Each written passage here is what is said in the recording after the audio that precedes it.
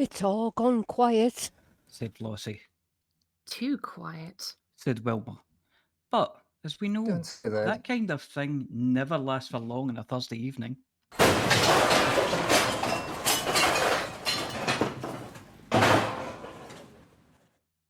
Evening all. Has anyone seen that half a donut I left here last week? I've just flaming well sat on it.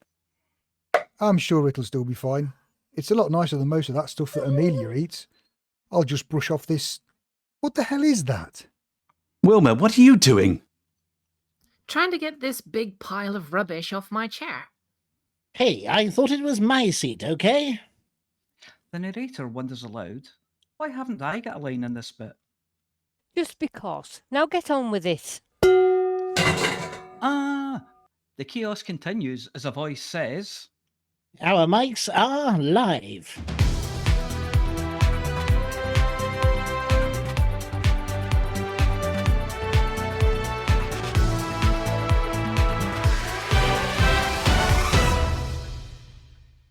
Good evening, everyone, and welcome to our show. A little bit later than normal, but I'm Rudolph Hacker, and I'm back this week with a bionic arm and a strange-sounding voice due to the medicines, which I reckon could give Flossy a run for her money when wielding a frying pan.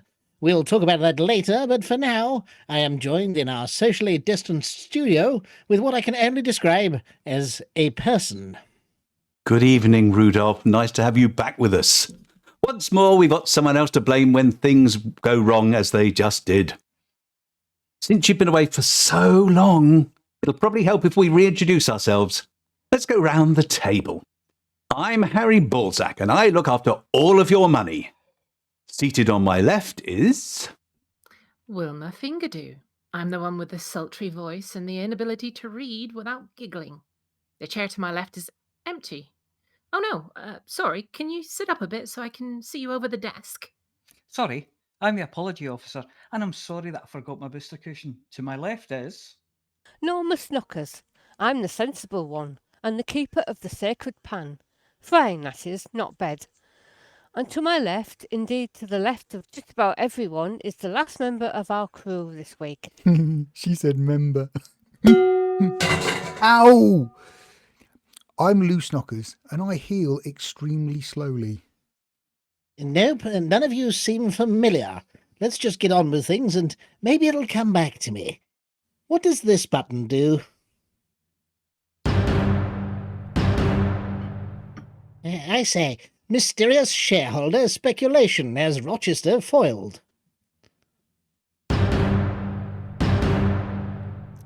Investigative journalism, or just a load of old pudding?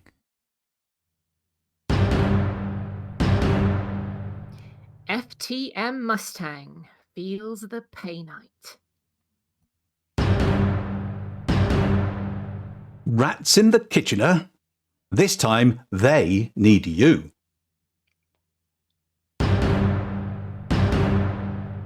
Nerf buffs miffed as buff boffs chuffed.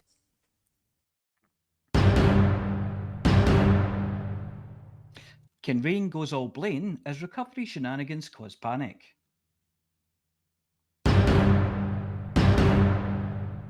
All this expansion and retreating, I'm feeling a little dizzy. And I'm all in a whirl of this week's community news.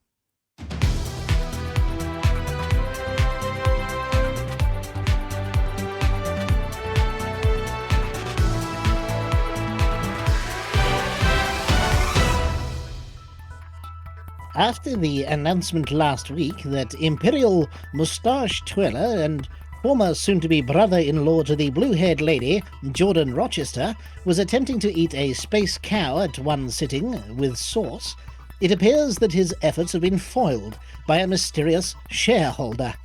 Lakon Spaceway's emergency general meeting was astounded to find that just one person held enough shares to prevent Core Dynamics turning the trucker-loved truck manufacturer into a piece of badge engineering.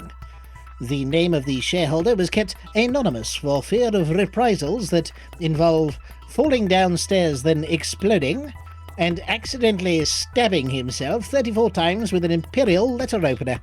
But we've got a good idea as to who it is, as his Stetson and cowhide boots, complete with Thargoid-shaped spurs, are easily recognisable the galaxy over. As Hutton's favourite ship manufacturer, Lakon are, at least for the time being, still in safe hands and not in danger of being consigned to distant memory. There are rumours that their fortunes may soon be about to be turned around with the launch of new models. The model Type 9 is available before Christmas at all good toy stores and includes realistic flashing lights, smashable canopy, and batteries not included. Of course, due to scalpers on the day of release, all of them were marked as sold out, and editions were being retailed for 1 million credits over on Galbay. It appears that only internet streamers, and oddly the mad monks of Van Manen, have managed to get their hands on these much sought-after gifts. But they promptly mashed two sets together and created a Panther Clipper with theirs, on display right now in the foyer of O'Connor Station.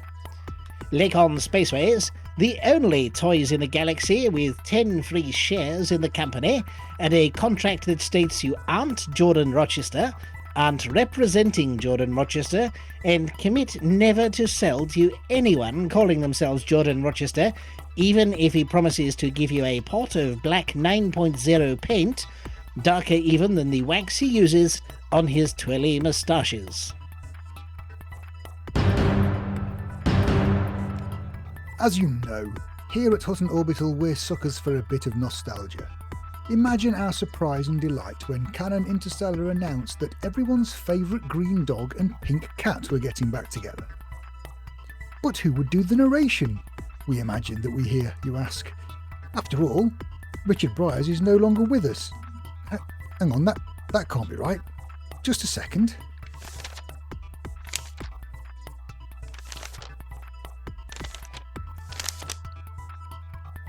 Right, sorry about that. No idea how that early draft got left in. Canon Interstellar, in July of this year, determined that two Class 3 gas giants in the KOI 413 system were in essentially the same orbit. Yeah, that's better, this is the right article. And checking when they will be in conjunction. They have calculated that after playing hard to get on two previous occasions, the two bodies will lock in a feverish embrace on December the 6th. Yes, that's this Sunday. This cannon-leg dogging event involves watching the two bodies that they have named Rhubarb and Custard, which I think tells you more about the members of Canon than it does anything about space science, as their surfaces entwine at 172946. A coming together of large bodies full of hot air on a regular basis? That reminds us of something not that far from home here at the radio station. Here at Hutton we do not condone such voyeuristic events. We will be at home, watching snugs of praise.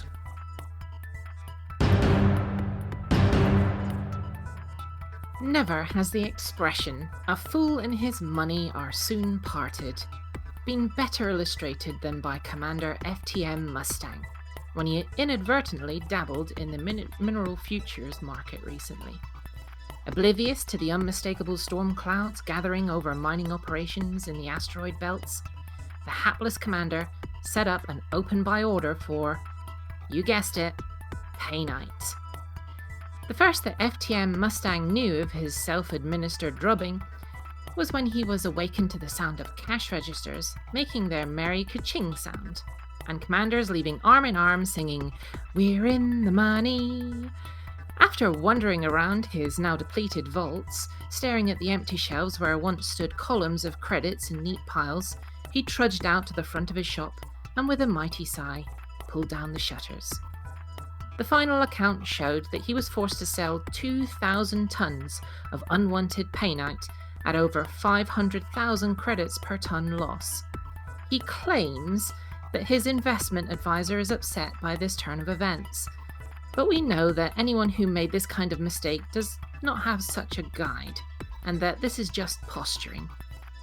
Commander FTM Mustang is not bitter, however, and has vowed to make up the difference and be back in the game as soon as possible. We wish him the best. And so, if you're passing the docking bay and a rather shabby-looking man accompanied by a toy Momus Bog Spaniel on a piece of string holds out a piece of cardboard with the message, "Please help, trying to get back to my fleet carrier," give generously.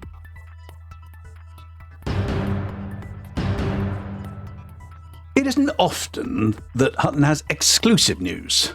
With Lave Radio and Galnet pinching all the good stories earlier in the week, Super Cruise News and that Arthur chap running spoilers immediately before, and in some cases right through our show, and of course lots of willy-waving by people who have top secret access to the Pilots Federation, intimating that they have intimate knowledge of things that are coming soon. But this week, we've got a galactic exclusive courtesy of the Fuel Rats. Coming up in a moment, Uvelius Sång, Fuel Rat Extraordinaire, will be bringing us details of exactly how the Fuel Rats will be celebrating their 100,000th rescue, and will join us after the news for a chat. Now, don't worry, they've only just passed 90,000, but judging by the number of rescues they've had to do in the starter systems in the last week, the big number will be approaching very soon. We don't know yet what the celebration will involve, but we've been asked to bring some crayons, an apron, some glitter, scissors with rounded ends, and one of those sticks of non-toxic glue. Oh, and a responsible adult. Which is why Flossy's supervising the entire thing. After all, last time we had to get Nurse Wyeth to extract the crayons with a pair of forceps after Deadmeat got hold of them. Our thanks go out to all Fuel Rats, both full and part-time, for their selfless dedication in getting so many pilots out of a sticky mess. We will of course be asking a representative what the record is for rescues performed on a single pilot, and of course who their top rat is since they started. However, get your sticky back plastic and toilet roll inners ready, as we reckon the announcement is going to be crafty. And here is Uvelius Sång to reveal all. Those Nordic types will do that at a drop of a hat, you know. 100,000 rescued commanders. Commanders sitting stranded out in the black, about to suffocate in loneliness under the cold light of the stars. Until a rat pops in and shoots cans of fuel, liquid of life and warmth. These are the Fuel Rats, and they're about to hit that incredible number of 100,000 rescues. To prepare for that event, we need your poster. Send your 100,000 rescue poster to the Fuel Rats Artist Collective. The lucky winner receives a real-world hotess by Frontier. Second and third get community packs. Submissions close either at the 24th of December or as soon as we hit 100k. The Board of Art Rats will then cast their votes. Read more at contest.fuelratart.org. We are eagerly awaiting your submission. See you on the Black Commander. This is Uvelius Sång, Freck Curator for the Fuel Rats Artist Collective, signing off.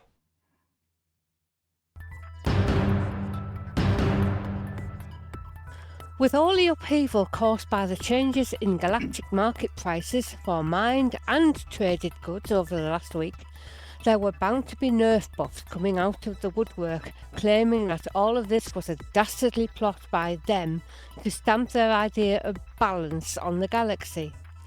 The mysterious them are claimed to be the powers behind the galaxy, the shadowy figures that control your everyday lives and are reported to be behind such calamities as not allowing multi-crew in SRVs despite there being enough room for two, and elephant butt leather. Regulators have been at pains to point out that previous high price for pay nights and the like have caused extreme hardship throughout the galaxy, leaving stations, systems and factions impoverished and simply lining the pockets of super uber corporations as brewer. Their price capping reflects a more realistic situation where systems only buy what they can afford and at far more reasonable prices. During their investigation, and in an effort to encourage more pilots to get out there and become crime fighters, complete with spandex flight suits and eye masks that make the user utterly unrecognisable. They've authorised an increase in bounty payouts at over 400%. Yes, the million credit Anaconda bounty is now an achievable target for most commanders out there, and even the kind of foolish sidewinder that threatens to boil you up is now worth more than your average void or pup. Mission givers have also been given permission to extend this bounteous bounty to their boards, offering missions ranging into tens of millions for hunting down Komori evildoers and doing away with them with extreme prejudice. Of course, the forumites have been this confused since left-wing commentators realised Gillian Anderson was cast as Margaret Thatcher and had to cut off their own right hands in disgust. When is a nerf not a nerf? When it becomes a jolly good buffing.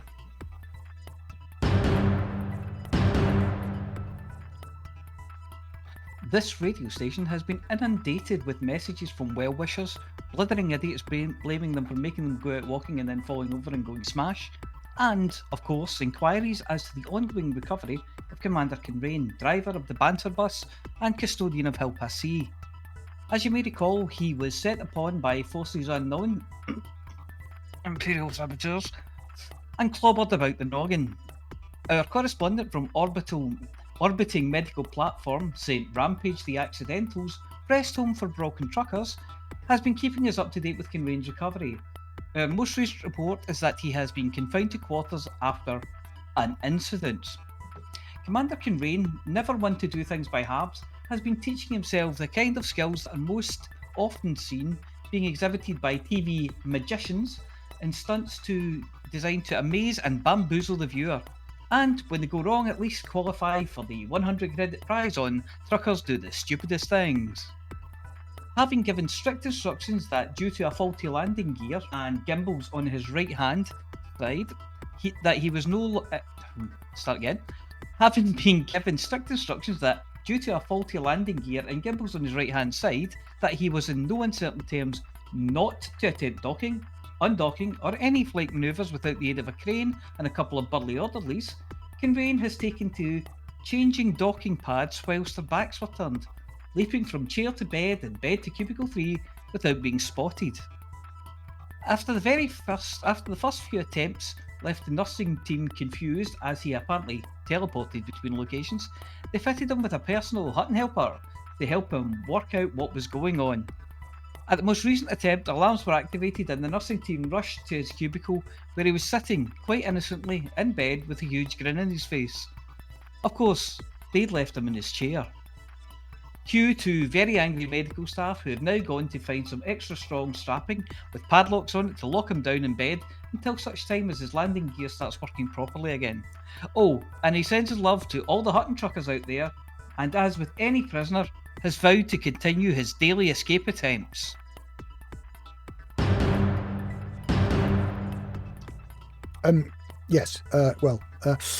I've been really busy out exploring for the going for gold thingy, and as I didn't have time to repair it after doing the Vicky Ball run, that's kind of a tricky enterprise in my ship. And then I have to cook for Norma because she's, well, a bit of a slave driver if I'm honest.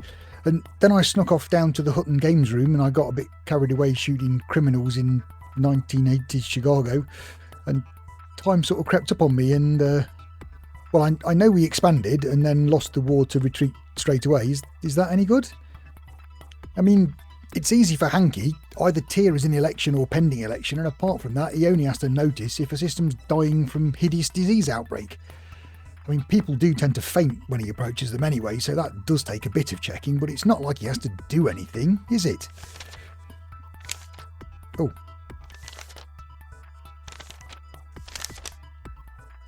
Ah, thank you, Alvin.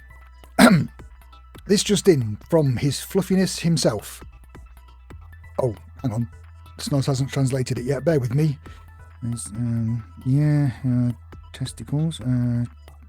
Torn, screwed. I can't say those. Right, okay.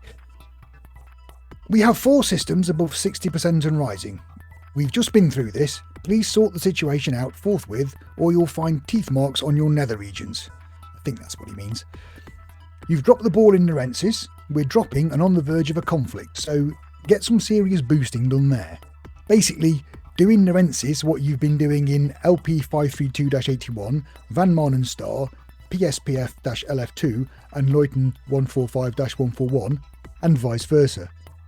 And if you can go back to giving me my previous food as the new stuff is giving me wind and Snoz keeps passing out. It is an election, by the way, this week. Over to Norma.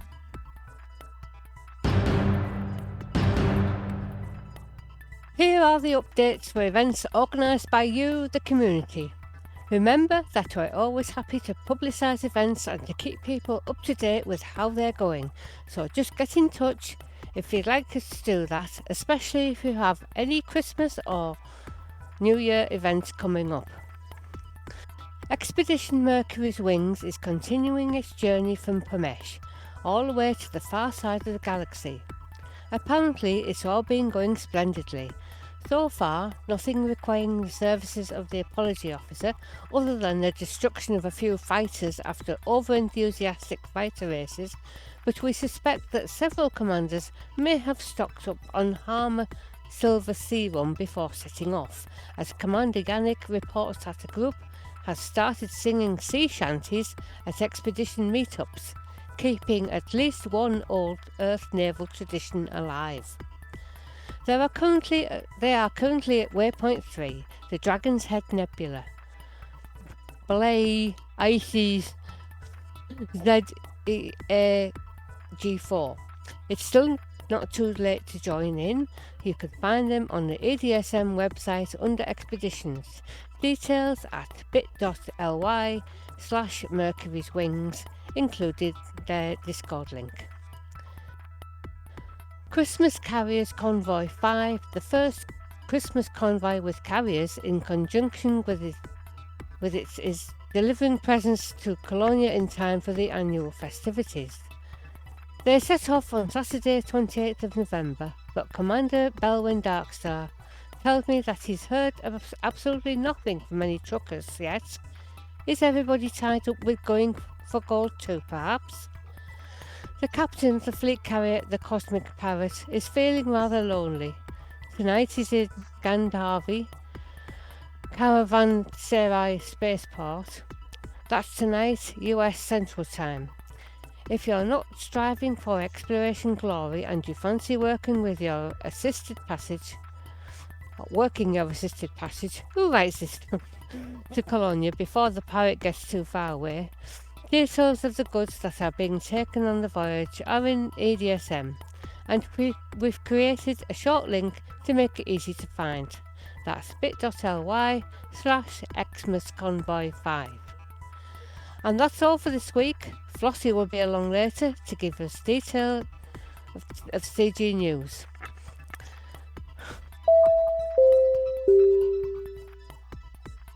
And finally, a replacement bus service will be in operation between Hutton Space and the Bubble.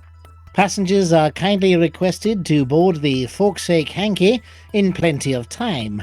Tickets will be valid for return journeys for anyone that still has tickets for the Cloud Atlas. Your pilot will be one of the Hanky clones, and the service is not stopping en route to the destination.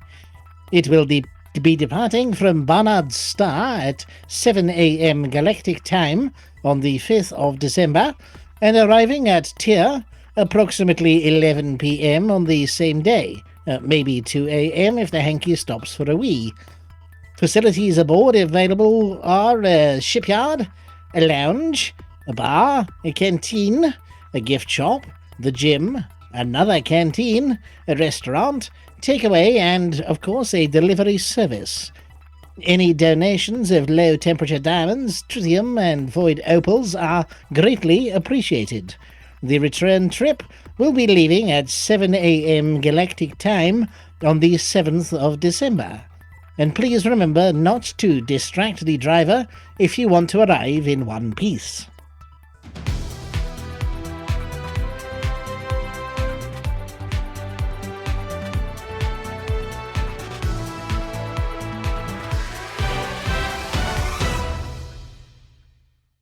Good evening, everybody, and welcome back to the studio. Oh, my voice has recovered. That's good. Yes, it's us. It's Hutton Orbital News. We apologise. Actually, no, I'm not going to apologise. Apology officer. Apology officer, are you there? No, we've lost the apology officer too. Well, we're going to have to apologise. I was You're asleep. back. Sorry, I'm back. You're asleep. I'm very okay, sorry. You're back. Yeah, you're very sorry. We need you to issue a fulsome apology for the start of the show, if that's okay. Yes. Tonight's show was late due to a technical reason. We do apologise. But you're all here now. So thank you very now. much. Yeah, thank you very much to our listener for joining us this evening via Twitch. And I believe we are actually going out on the radio station through the wonders of having backup tech Commander Ventura on hand as well with some magic buttons. But we're joined in the studio by the usual radio team and, of course, a special guest. So you just heard the apology officer. Good evening, the apology officer. Hello. And how are you and how's your week been? I'm very, very well. I've had a busy week out exploring. I'm doing my bit for going for gold too. So Do you know what your total's looking like? My total at the moment is about, I think, 685 million, and I've got another 100 and something in the data banks in the data banks at the moment. Yeah, I'm just sort of looking down the list. No, this week alone. Yes, this week alone, you've done 222 million credits. Yes. Nearly 223 million. So, yes, cracking job there. I know we're going to get a proper update, I think, in a bit from Flossy with the CCG update data as well. Fantastic. But it looks like it's going very, very well. There are rumours that we've got incoming communications coming soon from the previous winners who were Canon Interstellar. But the cat is amongst the pigeons, as we will find out during the CG announcements by Flossy later, because there is something that might throw a spanner in the works coming up soon. Brackets, trademark. But we'll have to wait for that bit. That's coming up in a bit. We are also joined by Commander Deadmeat GF. Have you recovered from that pan over the head again? Just about, yes. Just about. And how are you this week? I understand you knackering your knees by walking for Baz. Oh, running for Baz. Oh, running for Baz. Yes. Walking it would be relatively easy. Running it was the challenge, and then I realised I'd done the calculations in kilometers, not miles, so it's a bit further than I expected, but I'm on target. Yeah. Well, I suppose you should get a job. Yeah, don't you think with that kind of maths, you should get a job working on any kind of Mars project? Nothing like with that kind of maths. I should work for the government. Well, I mean, obviously, we understand the radio transmitter currently is not working, though we're trying to hammer it into place. So those of you watching on Twitch are fine, and if you're listening on the radio, you won't be hearing a word of this. So never mind. Is it time to talk about them then? Shall we talk about them? You'll notice. Yeah, let's talk about them. I was going to say, you'll know the radio isn't working. The orange flashing light at each end of the pylon will have gone off. Yes, but you will need to fly an hour and a half out to Hutton to notice that, which means you might work it out by the end of the show. Hang on, is that what the orange one's for? Anyway, if anybody fancies telling the world of the world of Twitter and everything else that the radio transmitter's offline, please go to video, then that would be marvellous. If there's somebody who could do that for us, feel free to tag us on Twitter as well, which is at Hutton Orbital. Anyway, so Deadmeat, of course, we have been putting stuff together for Commander Kinrain to wish him well. Yes. Including some video from you and Mr. Jester and Flossy beating things up and a few other truckers doing lots and lots of walking. He has sent us back a message, hasn't he? He did. Yes. It was for the mug. Well, it's the only answer. I think he sent much love and hugs for the. I think he was alternately sort of crying and laughing and smiling. And yeah, I mean, obviously our objective with messages to Baz is always to make him cry, which we achieved apparently. But we understand that he has sent a message back, a photograph of him saluting from his hospital bed. And you think we're joking about the news articles. They have actually had to strap him down to his bed to stop him escaping. Okay, yeah, I can verify that. That's exactly the message I've heard. Yeah, because every time they turn their backs, he hops between his chair and his bed and then grins at them when they look confused. So he is causing chaos as only Commander Kinrain can cause over in hospital, but his recovery is going really, really well. He has now been able to actually move his right leg for the first time. So he's been able to lift it off the bed and he's got some sensation back in his right leg. So his recovery has started in earnest. Obviously, we wish him well and a speedy recovery, but it is a long, difficult path. But he's having physio every day, and the language team are over there teaching him how to say, "Fonk off, you Bamston, stop taking the mickey out of me," that kind of thing, a little more eloquently. And of course, all the best to Ernest. Yes. And obviously lots of love to the lovely Ali, who's been helping look after him, and to his kids who've been over popping in every single day to check he's all right. So get well soon, Commander Baz. We also have in the studio here Flossy. Hello. Now you've got lots of bits coming up for your CG news and your CG news as well. Yes. GG. Yeah. Have you got some stats on that ready for us? Obviously, the official one and the unofficial Hutton community created community goals, bits and bobs too. I will have. Not to drop you in at the deep end there, but yes. So we've got your section coming up, and did you take part in the last one? In the CG, yes. You did, yeah. I helped to build the Federation capital ship. Yeah. Ah, right. Were you doing combat for that one? No, what the heck? I don't do combat. Oh, that's just lies, darned lies, and yes. Combat. I I don't even believe have a any word of it. guns. I only fire limpets, not guns. Yes, but I've seen how hard you fire those limpets, and trust me, they hurt. She fires them from guns. Yes. Loads them into the railgun and pachoo. Yes. And anyway, sitting alongside Flossy, we do have Amelia Hawke. Good evening. Hello. Are you feeling seamless as usual this evening? The start of this show today was so seamless. It was. Everyone had their teeth in. Yes. Yes. And of course, you're off to another one of the systems that contains a rare food stuff this evening. Yes, indeed. Off to Orrerian. Which it's been around for a long time. I remember that back from, was it 1984 or whatever? I'm trying to calculate back to what 1984 was in current galactic dates, but 32 something. I remember a rare from the loops around DeSo and Lave and all those kind of things from back in the day. Back when they used to draw spaceships with lines down each of the edges, white lines down the edges. I remember when this was an Outbert Fields. Oh, yes. And when an anarchy system was actually dangerous. Oh, and all sorts, but I'm sure it's going to be fascinating stuff. That's towards the end of the show. And have you been mining again this week, or have you been teaching newbies as you are wont to do? I haven't actually been on this week, unfortunately, but I am planning a trip with a friend out to, past Beagle Point, the other end of the galaxy and back. So that's going to happen eventually. Oh, it's lovely out there. Oh, it's a long way. Well, the furthest I've ever been is the galactic core. So it's going to be a hell of a trip. And we're doing it in Cobras. Oh, you're doing it in Cobras? Oh, that's very retro. I know, right? But other than that, obviously we're not going to linger on the Tuesday thing, but you had your usual visit to the Hutton Games Room on Tuesday and shenanigans ensued. Although they were very peaceful shenanigans this week. They were, yes. Well, there are reasons for that one, which we may or may not go into later, possibly. And who else do we have? We have the Harry Ballsack, also known as Palantir, also known as our favourite Sean. Hello. Hello. And how are you this week? I do understand you've been baking some more delicious treats ready for sending out over Christmas. Oh, yes, we've been getting ready for doing that and forcing you to test them.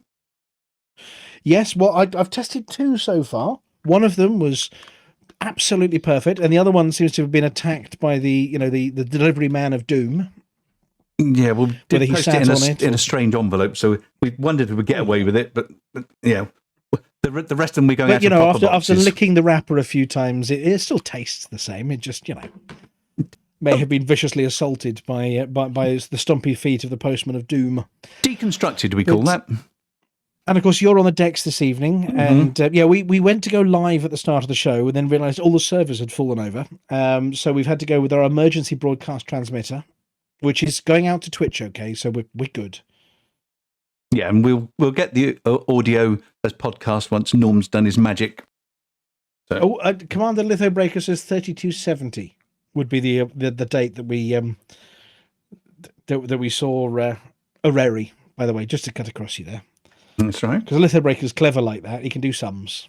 You can call up a calculator. Yes. And but before I go to our special guest, Ventura is hiding in the background somewhere, rapidly hammering things into shape. Have I forgotten anyone this week? Because it's no, I haven't. I don't. We're on to our special guest, I think now, which is Commander Uvelius Sång from the Fuel Rats. Good evening, Uvelius. Good evening, Commander, and greetings. Yeah, well, we heard your voice earlier launch our sort of exclusive reveal of the Fuel Rats' latest shenanigans. We do have a few questions before we sort of get to the other bits of the important questions we're going to ask you. Obviously, first things first, for those that don't know, who are the Fuel Rats? Well, we are your rescue in the dark when you run dry and when you're about to suffocate, sir. So whenever you run dry, just call the rats and the rats will come. Wherever you are, whenever you are. That's our service. Yeah, I mean, your slogan obviously says all about it. We've got a question about your slogan in a minute, but I'm going to ask the first question, then my co-presenters here can take one each. We did have a few come in. So, Fuel Rats, what made you choose the rat instead of another creature? Maybe a platypus or a fuel hippo? Hippo's mine. But, the rat is now the only animal fitting for this, of course. But for a longer explanation, our founder, Surly Badger, said that originally he saw a little rat in the Australian bush with a stack of jerry cans in the middle of the desert, so old earth and stuff like that. And that little rat had actually a sign hanging around its neck, I think, which said "Feel cheap," and he found this so cool that, well, he decided to call us the Fuel Rats, and here we go. Actually, when I did some research on this, he admitted under torture of Snickers that this rat was in fact in a cartoon of an ancient sort of war that happened sometime in the past. And well, in this cartoon, this little rat was just carrying fuel around and saying "fuel cheap." So here we go. So next time you see a badger looking very strangely at an ancient rat, you know what you're looking at. You're looking at the very origins of the Fuel Rats. So should we say, Deadmeat, would you like to ask our guest the very next question? I would. I just had to move away so I didn't type in the dropped script. You in the deep end there. Well, I realised if I press my button to talk, I would start typing in the script, and that never ends well. No, never ends well. So, yes, which one? Which one are we on? We're on the second one. Yeah, yes. Your slogan. But yes, we've got fuel you don't. There are That one, rumours that the marketing firm that came up with that were paid in void opals. Is there any truth to this? Yeah, so people believe, but the story is a bit different. We serve fuel whenever we can and wherever we can. In this case, the client did a fake code red. When a code red calls, it means that a client is on emergency oxygen. Actually, this client just faked this call. And, rats are fine creatures. We help everybody. Well, mostly. But I won't say we didn't help him. Let's say went code red later for unknown reasons. And let's say, well, we offered him some nice fuel, so some more oxygen in exchange for the nice slogan, if I may say so. So a case of code red turned to a code brown very rapidly, at least for the naughty pilot. Well, they had some surprises, but as I said, that's just talk. Just talk. Nothing. Fuel rat banter. Okay, well, Flossy, obviously, as our resident Hutton trucker / fuel rat, part-time or full-time on both, do you want to ask the third question of our guest? Yes, popular legend says that you're never more than 10 light years from a fuel rat. Is this true? No. Why, just try. Yeah. Well, so we just run the tank dry, and we'll just see whether there's a fuel rat nearby, just waiting with a hose, especially to top you back up again. Certainly. Just try it. I mean, the only thing you can do, okay, you could explode, but our success rate is pretty high, so, well, try it. But no guarantee. If you suffocate, well, that's your problem. We will take your belongings, okay? And, well, sell it for Snickers, maybe. Yeah, I would say Well, more possibly. likely 10 minutes from a feel that. Well, Snickers, known to those of us who are slightly older as marathons, which is Yeah. what it sounds like you have to do to get some of the further flung commanders who got stuck somewhere beyond Beagle Point. So, Amelia, would you like to ask the final question before we talk about the exclusive reveal? Yes. So, we've heard of the hull seals, an unrelated animal helper. But have you considered any new divisions like the limpet chickens or the rare rabbits?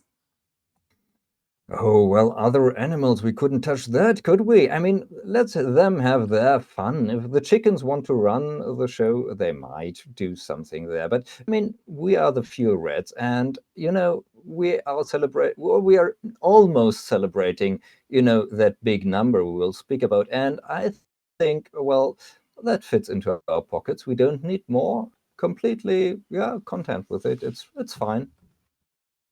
No branches required. There is an opening in the market for these other ones. I think you ought to copyright those ones, Amelia, the limpet chickens. I mean, they sound perfect things for a Hutton trucker. Oh, I've flown all the way to Hutton Orbital and realised they don't sell limpets. Has anybody got some? That'd be the limpet chickens. I see a future for this enterprise. Yeah, or I've gone mining and oh goodness, I've forgotten my limpets. Just call the limpet chickens. Oh, I'm always doing that. Yes. You're stuck in a combat zone. What about the combat wombats? Oh, the combat wombats. No, they do exist, I think. Those guys. They're very good at the game of WOM, we understand. So, okay, on to the reveal this evening. Thank you very much, Uvelius, and of course the Fuel Rats for giving us our exclusive this evening. So we are led to believe that you are rapidly approaching a magic number in terms of the number of rescues you've done since you started. Indeed, you are. You want to know the number? Drum roll. So what are you at and what are we heading for? Well, I can just say it has a 1 in front. Yeah, and then there comes a 0. So it's a bit more than 1. And then there comes another 0. And then depending where you live, there might be, well, a space or a dot or whatever. And then there comes another 0 and a 0 and still 1 0 more. So, well, so 10 rescues. You've done 10 rescues. Yeah, with many more zeros. Wow. Oh, right. 10 to the power of many rescues. Yes. 100,000 rescues is rapidly approaching. Now, I mean, obviously it was increasing steadily over recent months, but in the last couple of weeks, you've seen an acceleration in terms of the number of rescues. Acceleration. Yes, you're joking. Yeah, it was, yes, it was pretty much insane. So we, in our statistics, now we have a very thorough statistic with paperwork. Fuel rats are not bureaucrats, but paperwork piles up in any case. You know how it is. You don't want to do it, but you have to. And our paperwork shows us quite precisely that our rescue numbers per day went up from something, I'm not sure how much that is. Let me look it up. Well, this is about 46 rescues a day, which is not too, which is quite impressive already if you think about 24 hours per day, so per standard day, of course. From these, yes, or let it be 46 rescues. From these, it just jumped up to, well, 526 rescues in a day. 10 times the number of rescues. Yes, 526 and 24 standard hours of the old Earth time, ancient stuff. You guys must have been busy ratting like mad. And was this all in the starter systems with all these new people that came on with the Epic accounts? Or is it just everybody's had one of those blips where anywhere in the galaxy they've been running out? Or is it all focused around those few systems? Well, usually it's spread over the galaxy, more or less. In this case, of course, we had quite a focus on the starter systems and on certain systems that have a distance from starter systems where people tend to run out of fuel. There have always been some favorites there, even in the past. But, well, as it happens, in these days, I personally refueled and a clipper commander who just forgot to refuel, and he was not a starter commander since, well, clippers are a bit more expensive. Well, look, it's a fantastic So it's job not only that starters. you all offer, and obviously you've launched a special competition this week to celebrate the approach of 100,000 rescues, which should be done by the end of December. Obviously, depending on how your rescues go. If they stay at 500 a day, it should be by the end of December. But you've launched a competition for people to help celebrate this, which we spoke about earlier. We've got our crayons, we've got the glitter. We've taken the glue off dead meat in case he swallows it again. So what are you looking for from the community to help celebrate this? Well, it's always the thing. People are prepared and everything, but they don't know when it will happen and where it will happen and stuff like that. So we decided, well, of course, there must be a nice poster, and that would be in order to have a special poster. And since I personally was too lazy to design something, and my fellow red artists were also too lazy to design something, we said, oh, well, we will just let the community do it. A brilliant idea, is it? So the contest is now design the most impressive, most striking 100,000th rescue poster, however you spell that, and send it to us, and our red art board will cast their votes on the best design. Well, yes, that's how we get our nice designs, It's pretty simple. So, I mean, it could be sort of screenshots with text over it. It could be 100%, raw artwork, hand drawn by your own hand. It could be anything, but it's got to encapsulate what it is to not only be a fuel rat, but manage that huge number of 100,000. You could write it in Roman numerals, I suppose. You could write it in a Thargoid language, the Guardian language, whatever 100,000 is in that. But it has got to epitomize the fuel rats. Absolutely. I mean, the core thing is not that there is 100,000 written somewhere on the poster. The core point is that this has to be an outstanding event poster for the 100,000th rescue. How you do it, whether you do 3D or 4D or 6D or with Thargoids or without hypercubes, Thargoids. or Yeah, of course. I mean, void opals, pleasure, of course. That's open to you, or just a pen drawing, whatever. If it's brilliant, it's brilliant, and you will win the prize. Yeah, a message has come in from It's Micro T saying, you know what they say, you can't spell art without rat. Yeah, if you jumble them around a bit. Yeah, exactly, and that's a fine thing, don't you think? So, well. Oh yeah. So obviously, are there prizes for the community? Yeah, of course. I mean, doing something for the Reds should be honor enough for anyone to jump and grab their pens and brushes and whatever they need, whatever, and chisel away for a nice poster. But we thought, well, that might be a good idea to have some nice prizes. And actually, we asked sort of the how would you say, the gods of the elite universe, so of our universe, sort of, or the creators, or however you want to call them, and they agreed that the artist who actually wins the first prize will get an extra dimensional thing, and that extra dimensional because it's real world, whatever that means. So the person who wins the first prize will get a HOTAS controller, real world thing. As I said, I don't know what real world really is, but new sticks to fly your ship with. Yes. Yeah, it should be a pretty nice controller for your ship. Maybe you win automatically every fight. I don't know, but I've heard it's pretty nice. Yeah, well, these are spectacular things. Are there any runner-up prizes as well for second best poster? Of course, we couldn't just let them hang.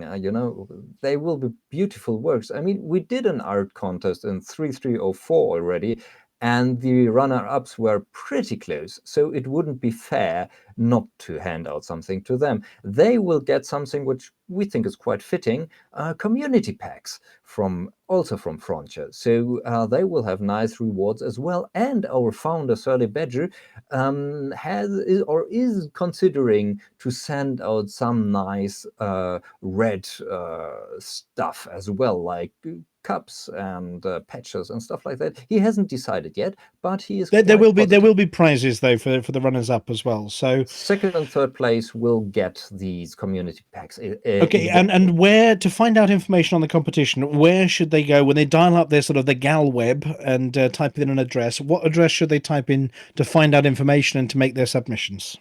Well, you will find all details about this fantastic contest at, as the name says, contest.fuelredart.org. As posted is a website. So yeah, all as posted in the stream chat channel. Yes, contest.fuelredart.org for all the details you need to join in. Now, Flossy. Yes. Don't want to leave you out on this one as our resident fuel rat, and I don't know whether Uvelius knows about this one, but we have a second piece of news about the fuel rats and what they're up to over the next couple of months as well, that you've been updating me on today.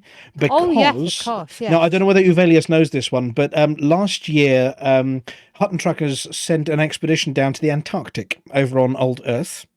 And the crew of this expeditionary vessel took with them a couple of Hutton mugs, which they took all the way down to a base in the Antarctic. The base was refueled with an awful lot of the stuff they need, just the foodstuffs, but also the fuel they need for powering up all the science experiments. They took part in science experiments, they did the refuel, and then they came back. The entire crew signed the Hutton mugs, and they came back to the UK and were auctioned for charity. But we have news that even though that ship has now been decommissioned, they have launched a new vessel. The Australian Antarctic Survey have launched their new vessel, and there will be a Hutton trucker on board it as mission leader again. But this time, we're not sending a Hutton mug. What are we sending, Flossy? Sending a fuel rat mug. We're sending some fuel rats goodies And down other to the goodies. Antarctic. Yeah. So we, Uvelius, I don't know whether you knew this one, but we're actually sending some fuel rats equipment down to the Antarctic as part of a refueling expedition via That's a ship through the brilliant southern idea. seas for charity. And the team are going to be videoing and photographing the fuel rat expedition to the Antarctic for us. All the details are going to be available via the Hutton Twitter page and the Facebook page as well. And we will, of course, be tagging the fuel rats in any photographs we have. So, yes, the fuel rats are an honorary part of the expedition down to the Antarctic with some of their goodies as well. That expedition is also being joined by Canon Interstellar. Now, we know that Palantir, Harry Balsack, is familiar with LCU and the shenanigans of the Canon Interstellar team. I have had my hands dirty, yes. Yes. Now they've been sent a few bits and pieces from the scientists as well to go with the science part of the expedition. We understand that might include some foodstuffs, also known as the indestructible cheese they make over on the Kenosis. Don't know whether you've seen that cheese yet. Yeah, they say it's made from chickens, but I'm very suspicious. We're not going down the route of that joke. But yes, so the fuel rats will be joined on the expedition by Canon Interstellar as well. So it's not Hutton goodies this time. It is fuel rats and Canon going down to the Antarctic. And we will be following it with interest. Uvelius, obviously, will send you some details so you can share with the fuel rat team. And Flossy is going to act as a bit of a liaison to you as well, hopefully, to tell you what's happening to all of the fuel rats goodies that are going to the Antarctic. Yeah. That's a brilliant news. Yeah, it was exciting last time. We learned all about growlers. And we're not going to explain what a growler is here. A growler is not what you think it is if you've got a dirty mind. Yeah. Commander OK says, definitely looking forward to following the reports from the joint Hutton Cannon fuel rat mission to the Antarctic. It was, the science and everything. They were listening to whales. They were measuring plankton. They were looking into space. They've got a space array down there that looks into space as well. So, the great science goes on, and obviously climate science to try and protect planet Earth from the ravages of what humans are up to. That's it from me for the stuff to do with the fuel rats. Uvelius, look, thank you very much for coming to join us this evening. It's an absolute pleasure to have you here as a representative of the fuel rats. Thank you very much for having me. It was brilliant to squiz Hutton Radio. And Flossy, you are a great honorary artboard rat as well. Welcome. Oh, thank you. Yeah. Now, Mr. Balsack, there is a tradition on this show. There is. There is a tradition on this show. Now, I don't know whether we've been looking down the sofas for a few extra pennies or maybe a few scraps of previously smashed mugs. But would you like to inform Uvelius what the tradition dictates at this part in the show? The tradition dictates that if you've actually appeared on the show, then you get a commemorative item. You get a Hutton Orbital radio mug. Yes, cool. Mug. Yep. Now they cool. are You can fill them with exceedingly fuel. That's brilliant. It's brilliant. I love it. exceedingly rare things, these ones, because we actually ran out. So we're having to make some special orders coming up soon. But Uvelius, if you want to email us at our usual email address, we will tell you offline with some contact details. And as and when we get the next batch through, yes, we will be sending you your very own Hutton Orbital radio mug. Wow, that's brilliant. Thank you so much.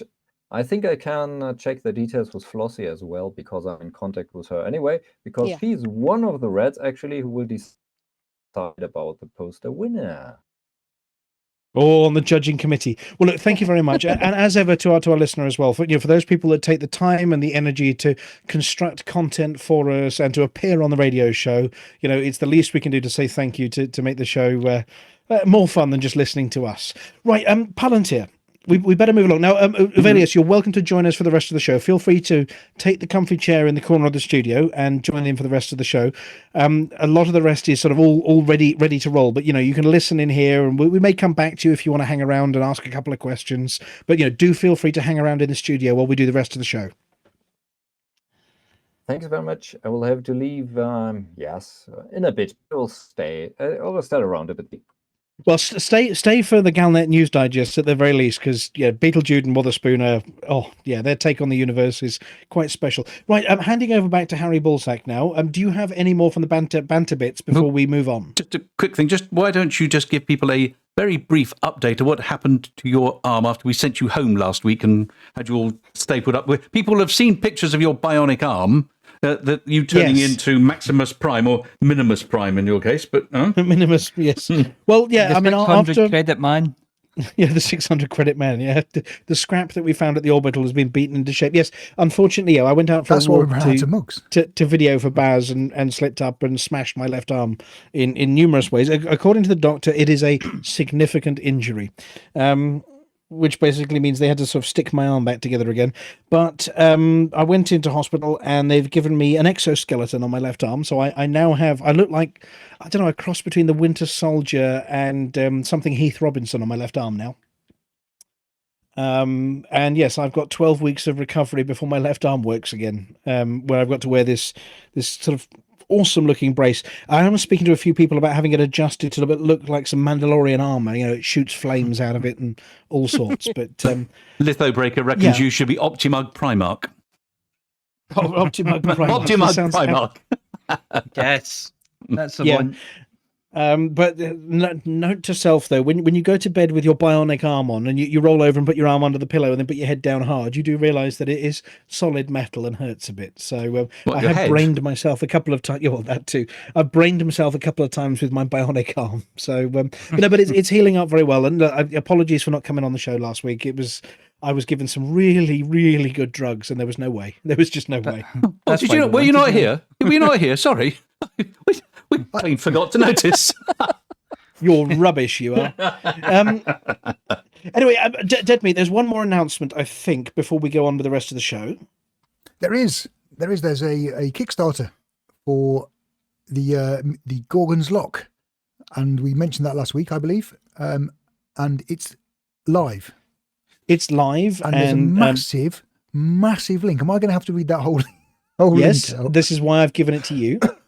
Okay, so www.kickstarter.com/projects/fantastic books /the-Gorgons-Loch-save-your-Scythe-the-Gorgon-Queen.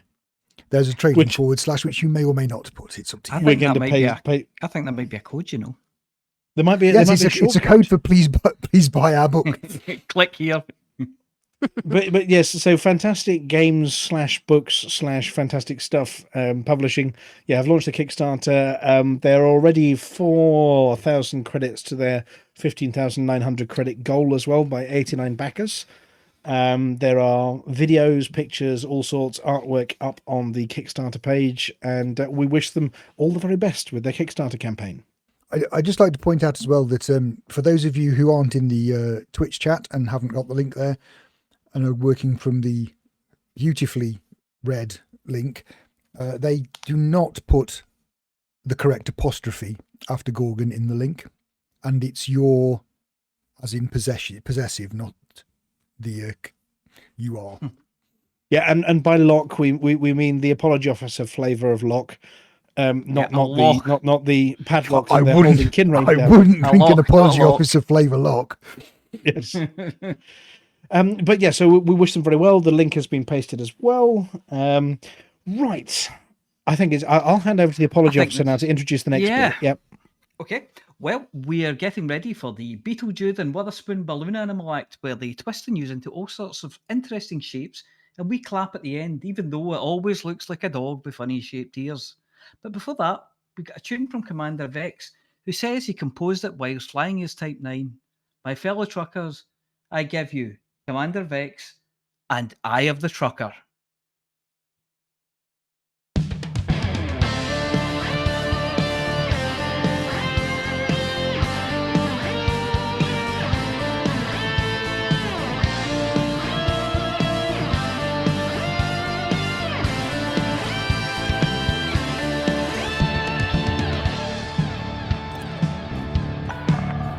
Authorization cleared. Proceed to landing pad 39er. Automated docking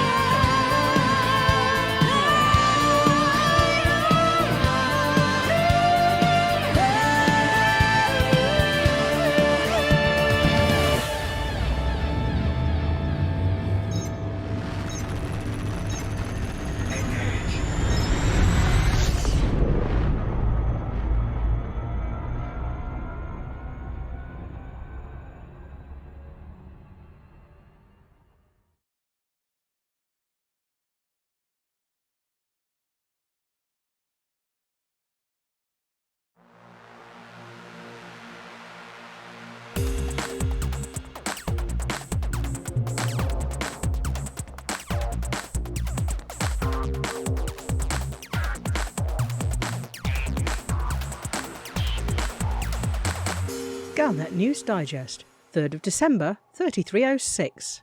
We read the news so you don't have to. In this week's news, Federation wins the arms race. Alliance stirs up tension with Thargoids. A broken record. Imperial bobblehead withdrawn following safety concerns. Federation wins the arms race.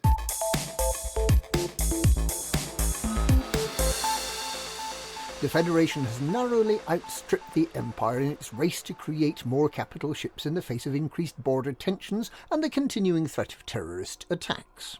The new Farragut battlecruisers are expected to start patrolling Atropos, Iman Kaber, LHS-143, LFT-367 and the Hutton trucker system of Wolf 25 within a few days. A smaller number of Imperial Majestic-class interdictors will be patrolling Chimichillo, Oranica, Theta Indi and Zilano. Both the Federal Congress and the Imperial Senate have increased spending on military operations, with ground forces a special focus. Alliance stirs up tension with Thargoids.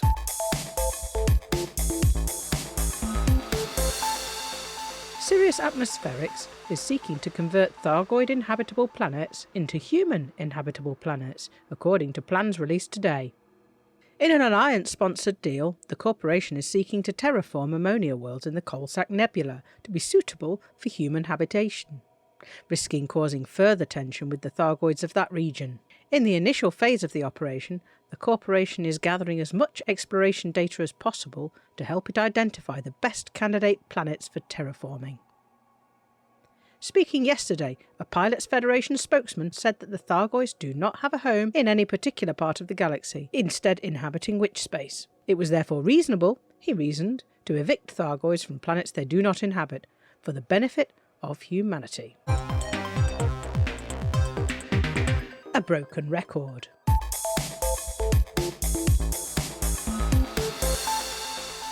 Dear Pilots Federation, I first wish to thank you for this open line of communication and congratulate the CM team for doing an awesome job, on balance, with more open and honest information sharing with the community. To that end, I'm very sorry to have to point out and ask your forgiveness in advance, but I'm sure you'll agree that as the pulse wave analyzer has of today been broken for 87 days since the September 7th patch, it seems that commanders are owed a better response by now. Just shy of 3 full months later than we're looking into it. So my question is, can you commit to going to the devs at some time before next week's AMA and securing us some meaningful answers to the following inquiries? What exactly is the issue causing the error?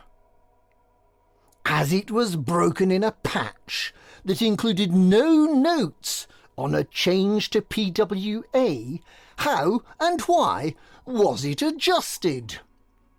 How did you expect to rebalance mining last week with meaningful data on commanders' behaviour when the PWA being broken removed 2/3 of mining from proper activity? Answer me that.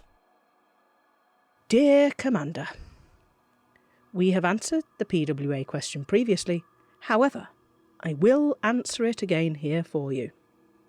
The team and I are acutely aware of the PWA issue and the justified frustrations this causes. We've been raising it with the development team, who are currently working hard trying to establish what has gone wrong and why. Please bear in mind that this is an incredibly busy time for them. I do not know what is causing the issues. There were no patch notes on it because there was no intention to alter it. The rebalancing used historical data as well as current. As was stipulated, this is an ongoing process and one we will refine if required. Imperial bobblehead withdrawn following safety concerns.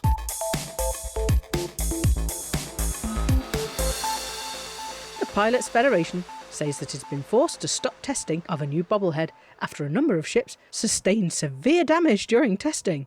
The bobblehead, said to have been of Imperial icon, anti-slavery campaigner and chat show guest Princess Aisling Duval, is reported to have caused low-frequency oscillations that made ships in which it was fitted difficult to control. The problem is reported to have affected mainly smaller vessels. However, during tests where 5 of the bobbleheads were fitted to the dashboard of an Imperial cutter, the canopy developed a number of worrying cracks where the bouncier parts of the bobbleheads were repeatedly slapping against the glass. Perhaps surprisingly, there has been a backlash against the Pilots Federation's decision to withhold this particularly bouncy cockpit embellishment, with many commanders protesting that they would gladly put up with their ship jerking around erratically and with the massive cracks in the canopy, if only they could have a small plastic model of their beloved Princess Aisling to vigorously keep them company in the privacy of their cockpit. And that's this week's Galnet News. Galnet News. We read the news so you don't have to.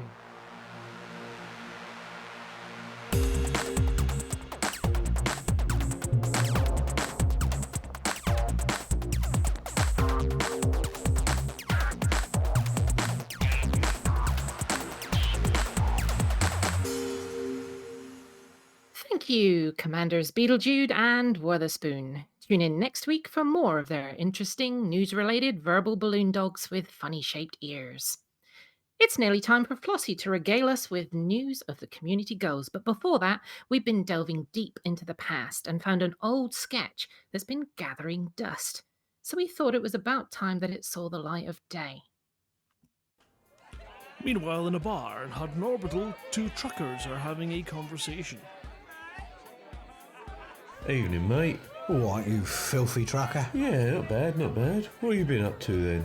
Well, with all these ships out there being a filthy trucking bunch of killer truckers, I thought I'd buy a new combat ship. What, you giving up trucking, have you? Well, I thought I'd give it a go, you know. You've got to have a go, don't you? Yeah, right on, Commander. Don't you start that again. So, what'd you buy then? One of those vultures? Nah. I bought one of them Federal assault ships and went out tooled up for trouble. Wait, I thought the Feds didn't like you after that incident in the bar. No ranking? You filthy trucker. Nah, I went to one of their stations, right, and went to buy one, and the jumped up filthy trucking son of a trucker said no. What'd you do? Well, gave me an headbutt. An headbutt? Yeah, an headbutt. That's a bit fucking much. How'd you respond to that one then? He said I was perfectly qualified to fly a FAS, and after stuffing a pair of cotton balls up each nose, he sold me one. That'd teach that filthy trucker. So what'd you use it for? Well, I went out around George's pants looking for trouble. This cop comes up to me and he says, "Submit to a scan, Commander." So what'd you do then? Well, I stopped, didn't I? Filthy trucker flew in and gave me an headbutt. An actual headbutt? Yeah, blew up, didn't he? His mates didn't like it, so I scarpered. Back to the station. Going through the toast rack, and you never guess what, mate. What? Well, I missed it, didn't I? Gave the station an headbutt. An headbutt? Yeah, and blew up. Oh, right. Well, bought the ship back and went out. A bit of mining. Forgot my mining laser, didn't I? So you know what I did? Well, I'd imagine you'd come back for the right gear, didn't you? Nah, I found the nearest rock and gave it an headbutt, mate. Not an headbutt? Yeah. How'd that work out for you? I blew up again, didn't I? Well, decided it weren't for my trucking day, you know?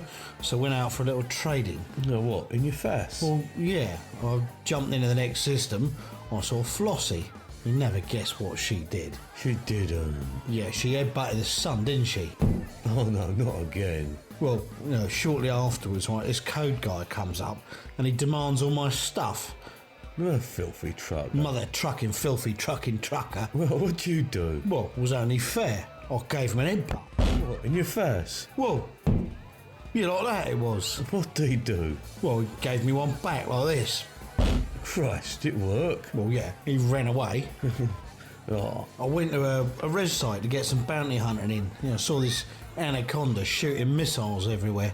Every couple of seconds, another one, mate. What, did you bring your point defence? Nah. I was in a FAS. I took him on a forehead, mate. What, headbutt? Yeah, well, like this. Easy, mate, you spill me drink. I had a similar circumstance once. I was in the radio station watching Dick Chafin work. Filthy trucker. Yeah, proper filthy. Well, the music started skipping and jumping and crackling all over the place. And Simon ran in, and do you know what he did? He didn't. He did. Filthy trucker gave the decks an headbutt. Sorted it right out. And this other time, we was watching this race, right? And the SDC had turned up and were trying to pee in our pool. Filthy truckers. No, not truckers, that Nitec bloke. Well, I sent him a message, didn't I? Would you mind stopping that, please? You're spoiling everyone's fun. Well, what did he do? Give you a set of well-reasoned arguments about the validity of combat over planet surfaces? You know, shout pirate phrases over the radio? Nah, headbutts. Well, did it? Yeah, killed me dead.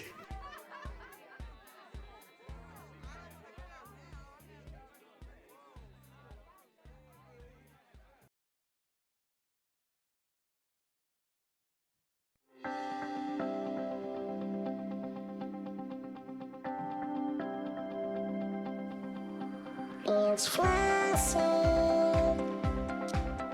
It's Flossy. It's Flossy. It's Flossy. And the community goes. Hello, Flossy here with this week's Community Goals news. First tonight we've got news of the CCCGG, or Community Created Community Gold goal, to bring exploration data into just about anywhere, as long as you're a Hutton trucker. We've leaped into first place and are holding station over there on the PC platform. Xbox and PS4 are accelerating in the right direction as well. Stats so far are, well, this week, Shoreside Customs is in first place with 1 billion credits. Montgomery Python, with nearly 1 billion credits, is in second place. And Stroud, with over 800 billion credits, is in third place. And Loose Snookers, 263 billion credits, and Marco 2612 with 222 billion credits. And overall, in first place is Chix with over 72 billion credits, Montgomery Python with over 5 billion, Swarvis with over nearly 2 billion, Shoreside Customs over 1 billion, and Marco 2612 in fifth place with over 800,000 million. And the exploration total so far is 87,674,244,884. The top 20 The top 20 commanders have all breached the 100 million credit mark. The CCCGG will run until the 7th of January, when we hope we'll be lifting the trophy. And now on to this week's new CG, which will, if anything, probably help our current going for gold. Support Sirius Atmospherics initiative by providing Ammonia World exploration data.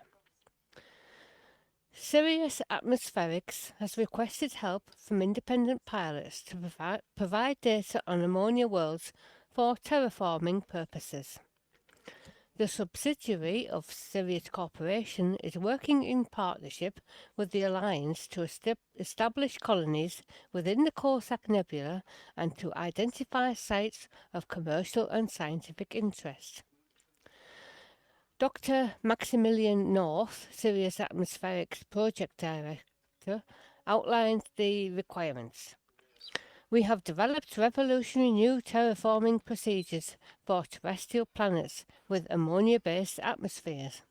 Our collaboration with the Alliance is the perfect opportunity to try and put these to practical use, with the goal of transforming the region into a more human-friendly place. Sirius Atmospherics offers rewards for explorers who can provide us with exploration data. We are particularly interested in detailed scans focusing on the composition of ammonia worlds, not just in the Corsac Nebula, but elsewhere. Gathering wide-ranging data will enable us to determine the most suitable targets for environmental conversion. Pilots are requested to deliver their exploration data to the Sirius Atmospherics Research Facility at Betancourt Base in the Muscadark region, PJ-P B6-1 system. Although the company is paying handsomely for all exploration data, it is the data from ammonia worlds that will really progress the research, with data from mapped ammonia worlds being 3 times as useful. Depending on the tier reached, Sirius Atmospherics will offer higher prices for exploration data, starting on the 11th of December, 3306. Reaches Tier 1, it'll be standard payout for exploration. Tier 2, it'll be 1 week at double the standard payout. If it reaches Tier 3, it'll be 1 week at 3 times the payout. At Tier 4, it'll be 2 weeks and at 3 times the payout. And if it reaches Tier 5, it'll be 2 weeks at 4 times the payout. If successful, the top 75 contributors will receive a fully engineered detailed surface scanner with twice the normal probe coverage. To be eligible for rewards, you must sign up as an active participant before delivering ammonia world exploration data to Betancourt Base in the Muscadark region, PJ-P B6-1.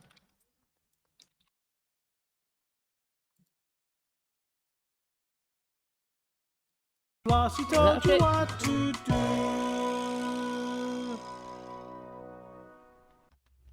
Thank you very much, Commander Flossy. Oh, this really should affect the Going for Gold too. So if we get Tier 5 in the CG, it means that we'll get 4 times the normal payout for exploration data on the 11th of December 3306, which means if you are hanging on to data ready to contribute to the GFG, hang on to it until the 11th.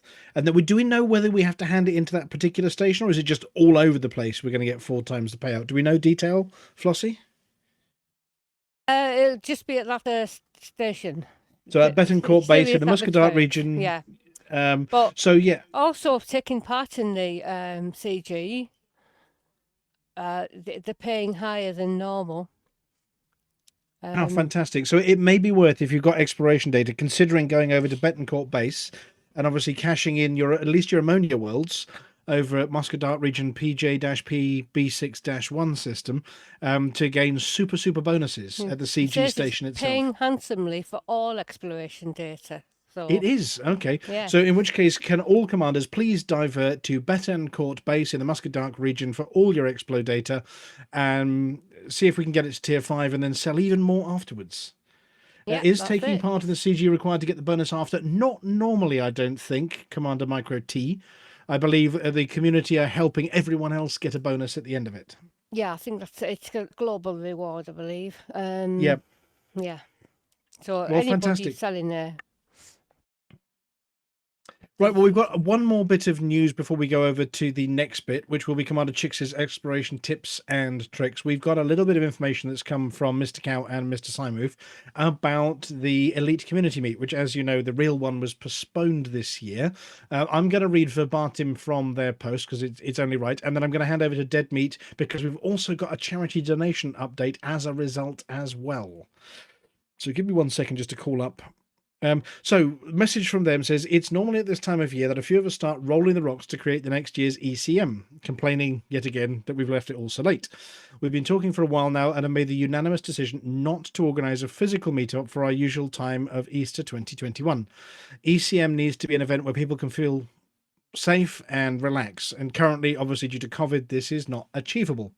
As soon as physical meetings become possible and safe, I'm sure some commanders will put time into organising the mini ECMs, pizza meets, and scratch the festering sore that is our desire to meet up in person for chat and fun. Easter 2021, specifically Saturday, the 3rd of April 2021, we will combine efforts and focus on doing things to help bring the community together virtually again this year, and hopefully bring your consciousness out of your familiar surroundings. We want that special day feeling again where you can play with people, whatever you fancy, or just sit as a wallflower, feeling connected to a group of friends. We will use technology, the skills of our core team and volunteers to bring the fun and social aspects of ECM to the comfort of your own home via your computer. We do understand how disappointing this decision is, as we all feel it too. We love meeting everybody. The passion we hold for organising ECM is hopefully very clear from the amazing volunteers, core team, and the hard work we put into making this event happen. It is the highlight of our year. What we would ask in the meantime is that you all look out for your friends, open the virtual doors to play with them, reach out to help those struggling with a bit of loneliness and isolation, keep contact open and keep the fun alive and going strong. This situation will pass, it will improve, and we will be there to greet you at a future ECM with open, sanitised arms when we can all do so safely. Keep safe, the ECM team. And Dead Meat, you've got an addendum to that one. Yes, which I put a link in. I woke up in time to open the link as well. Hey. So after making the decision not to pursue a physical meet for ECM in 2021, we requested and received a full refund for the Cambridge Chesterton Indoor Bowls Club. We've divided this amount by 2 and have now made the final donations to our chosen charities to bring the accounts for ECM 2020 to a close. There's a document on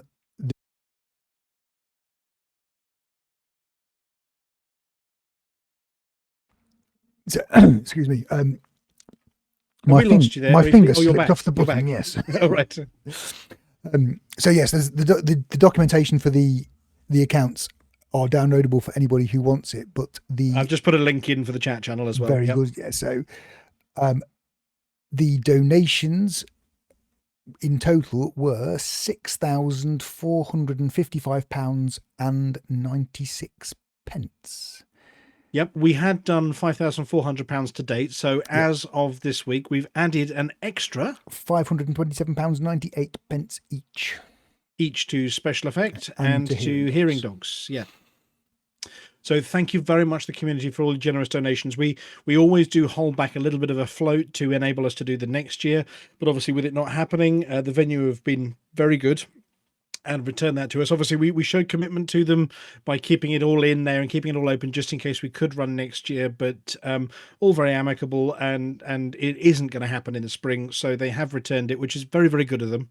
And we've been able to donate all of that money to charity, which is absolutely wonderful. So an extra £1,000 to charity this week, thanks to all the truckers and truckers' friends and ECM friends out there. So thank you.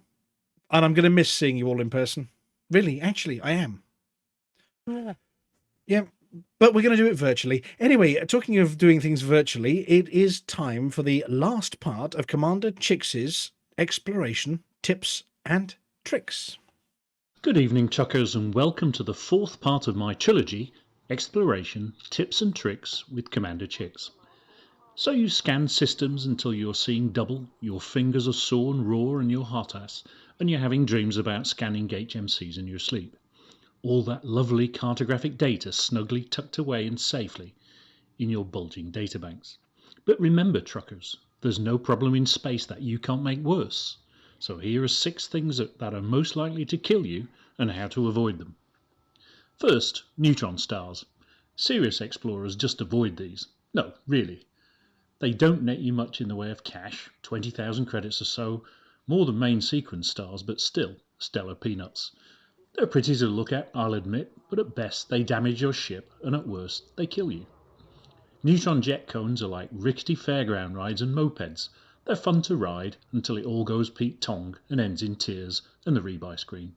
So if you must dabble in neutron cones, do it on the way out when your databanks are empty, not on the way back.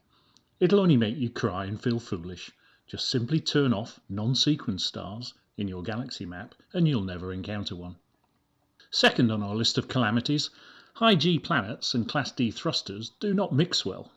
Yes, you'll regret the weight saving you made on those feeble D-rated thrusters as you helplessly plummet planetward, watching your altitude increasingly decay no matter how manically you waggle your joystick and mash the reverse thrust button. Right, Flossy? Just stop all that panicky nonsense, sit back in your pilot's seat and reflect calmly as you spread yourself across the planet's surface like human Marmite, losing both your ship and all that lovely data.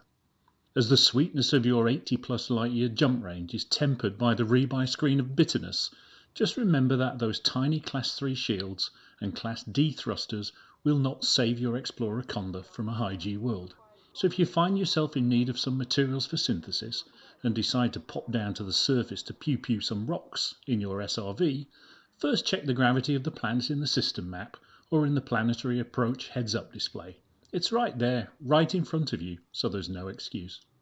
Killer number 3 won't occur often, but when it does, you'll be glad you packed a spare flight suit.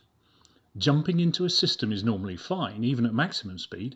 Just roll your ship, pitch down to avoid the star, while simultaneously hitting the honk button and fuel scoop away. It's automatic. You can do it with your eyes closed. But once in 1,000 jumps or so, that flash over your shoulder will tell you that you just jumped smack in between 2 stars. Your canopy will fill with a fiery stellar hell, accompanied by warning alarms, flashing lights, and COVAS statements of the bleeding obvious about your ship overheating. Smokes and sparks will rise from your instrument panel, accompanied by an acrid burning smell from your graphics card. Then you'll explode and die penniless or crispy. But it doesn't have to be this way. Just have a heatsink handy. I find the best and quickest way is to set your second fire group to launch a heatsink on primary fire. I prefer this safeguard as I sometimes suffer from negligent discharge. I mean of heatsinks, of course, which happens when they are assigned only to a single key or switch. Making them a 2-step operation prevents this. Yes, you can synthesize more heatsinks out in the black, but they require manufactured components which are hard to come by out there, so use them sparingly. If you can jump in at maximum speed, roll, pitch down, recognize your impending fiery doom, switch fire groups, launch a heatsink, switch back fire groups to honk the system, and all before you have finished fuel scooping, you truly are a certified steely-eyed elite explorer. Now try SCE to Orcs. At number 4, Stellar Phenomenon can be nice to look at, but can also be bloody dangerous. So you spotted some weird object on your scanner and you drop out of Supercruise to take a look. You'll make 50,000 credits for scanning the first of each type in each galactic region and 2,000 credits thereafter for repeat sightings. To scan them, you need to get close enough to use your short-range composition scanner, and this is where it can get tricky. Many of these objects rotate, and the unwary commander could get swatted in much the same way as the noob hammers of some Coriolis stations in the bubble. Also, if like me, you confuse your reverse thrust with your boost button, because you hardly ever use them in the black, you'll probably ram the thing, and you'll lose. This is the moment you realise 3 things. These objects are solid, 3A shields are largely ornamental, and that adrenaline is a nasty shade of brown. Be careful around these things. Penultimately, pirates. Not the jolly singing Gilbert and Sullivan modern Major General types, but the mean-spirited, I've come a long way for what's in your cargo hold type, sporting scars, badly spelled tattoos, eye patches, who are only too keen to give your cargo hold a jolly good rogering. So make yourself less attractive. I mean your ship, not you. Several decades of late nights and hard living has done that for most commanders, so you don't need any further advice from me on the matter. Don't fit any cargo racks, so you can't carry any cargo. If you've got nothing to steal, you won't get robbed, and it'll maintain your jump range. Don't bother picking up cargo on planets, as the attention it draws on your return isn't worth it. Why risk billions in carto data for a few thousand credits, weighing in some random junk you happened across on a planet's surface that you've aimlessly carted around for the last 20,000 light years? The chances are it's either illegal, stolen, or both, all of which can get you killed by the first system authority ships you encounter in faster, better, and more official ways. Carrying weapons out in the black is pointless. Most of the time there isn't anyone to shoot at, and on the rare occasion that there is, they'll have bigger and better weapons than you, and more of them. They'll also have more shields and armour into the bargain. So just run. If you get caught, submit to the interdiction, and then run. The chances are you'll have a much greater jump range, so even if they try to weight scan you, they'll never be able to follow. Use your jump range near the bubble to get into an occupied space on the way out, and into a nice safe station on the way back. Don't loiter in bubble systems and invite attention. You aren't equipped to deal with it other than by running away. Lastly, docking. While not as redonkulously difficult as it was in our galaxy's dimly remembered past, nevertheless it still prevents the final hurdle of doom for any weary explorer. You can land manually, of course, but if you've been in the black for any length of time, you'll be rusty. So will your docking computer if you have one. Make sure you restore its integrity to 100% using your auto field maintenance unit in the right-hand menu panel. You did fit one, didn't you? It's been a while since you docked, so take your time. Not until you hear the reassuring thunk of the docking clamps and the "Welcome to the station, Commander" from that jolly northern woman are you finally home. Now it's time to hear the reassuring tinkle of ice in a glass and the fizz of your first Megagin and tonic, accompanied by a percussive, soothing as you cash in all that lovely data.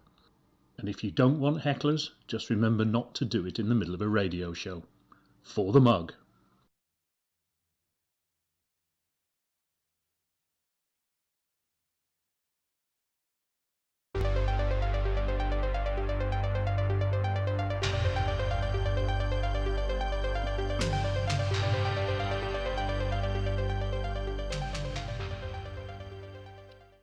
Welcome to the Hutton Sports Report, where we dive into the crystal water sporting events, the perils that are this week's results.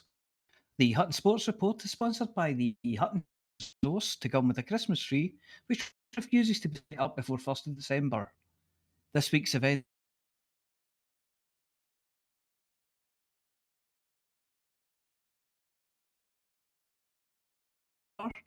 the third stage. Hello, the apology officer. We appear to have lost you. No, I think the apology officer's fallen off their chair. Can anyone find the apology officer?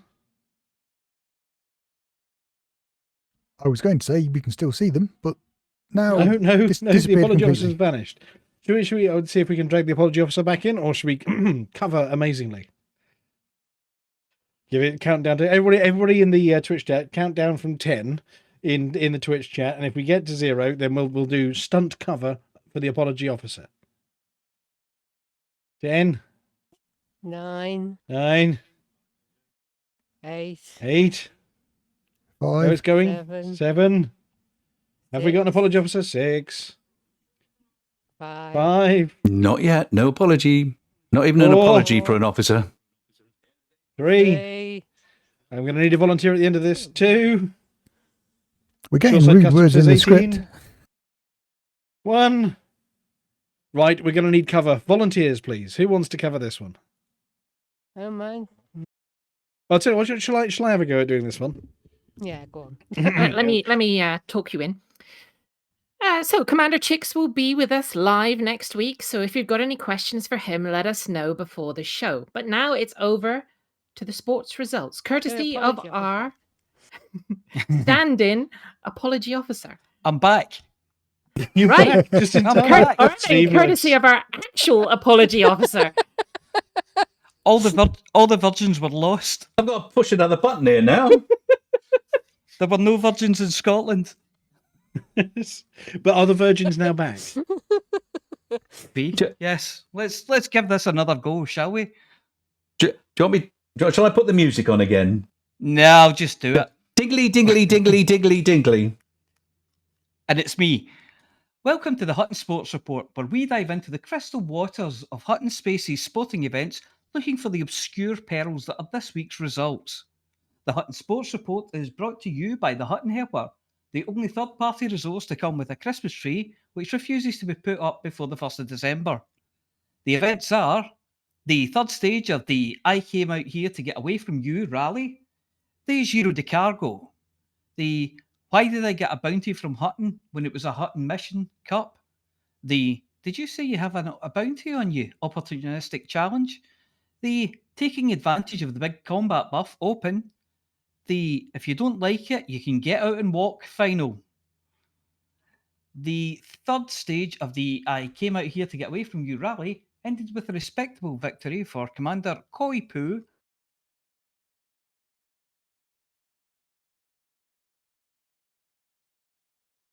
And on that note, I think we've lost It might the be apology officer again. real poo, not koi poo.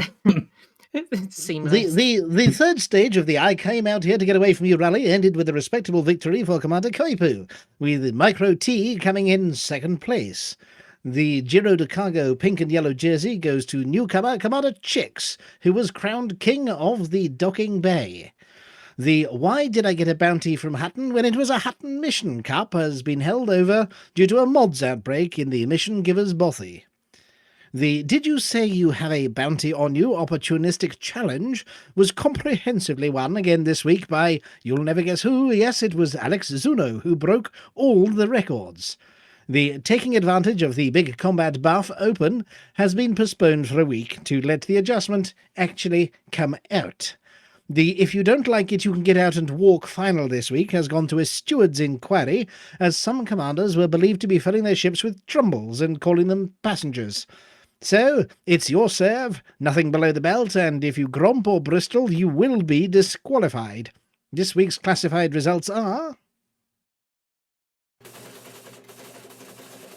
Koigpoo 73, Micro T 61, Chix 127, Shattermage 30, The Burke 578, Smoggy 73, 415, Alex Zuno, Everything, Miza Kurun, slightly less, Sky 16, Attic 2, 15, The Original Bastard 2531, Winter Ice UK 1744, Connors Key Nomads 0, Flint Town United 4, Brechen 2, Alawa 1, Lave Reserves second 11, Lave Reserves second 11 0, Hutton Academical 0. There is one no-score draw for your coupon this week. The Hutton decal this week has been awarded to Commander Koipu. Just email itookpart@huttonorbital.com to claim your decal kit, which this week consists of a cardboard template, tubs of safe-to-eat paint, and a selection of brightly coloured straws, paper, not plastic. Hutton runs 2 attempts, and neither of them were even slightly close. It just hasn't been the same since Fleet Carriers. Commander Short Engineer did manage to crash into Alpha Centauri B1, wrecking his ship and getting a free lift in his escape pod. Sadly, the clock was not running. Could you beat the Hutton run record? Are you going to milk the new combat buffs for all they're worth? Well, why not show the world how amazing you are? Just go to hot.forthemug.com and download or sign up for the Hutton Helper. This time next week it could be you who's blowpiping paint onto the side of your ship. Let's face it, anything has to be better than losing your apology officer and then forgetting to sign up for the CG and then selling all of your exploration data, like FTM Mustang did. And that's it from me.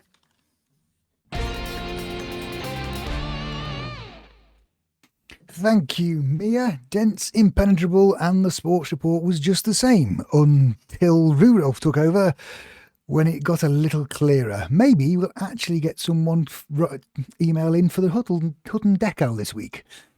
Anyway. Well, if you leave the office, that's what happens. Oh, by the way, I didn't put your stapler in the jelly. That was someone else. We're going over to Amelia Hawke in the moment, and we'll see what horror she's managed to chew on this week. If you want to quickly go and get some antacid tablets, you've got less than a minute as we indulge in a little fuel rat nostalgia. This is a public service announcement from the Fuel Rats. Please stop what you're doing and pay attention.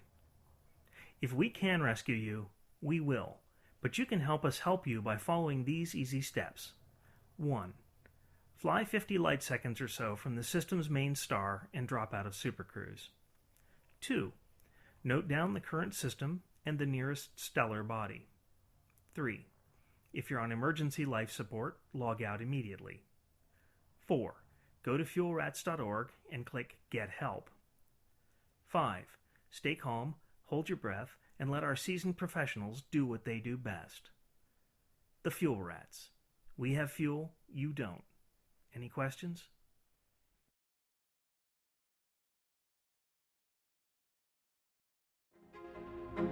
Good evening. This is Amelia Hawke reporting for the Galnet Food Digest. I try the galaxy's most rare and dangerous foods, so you don't have to.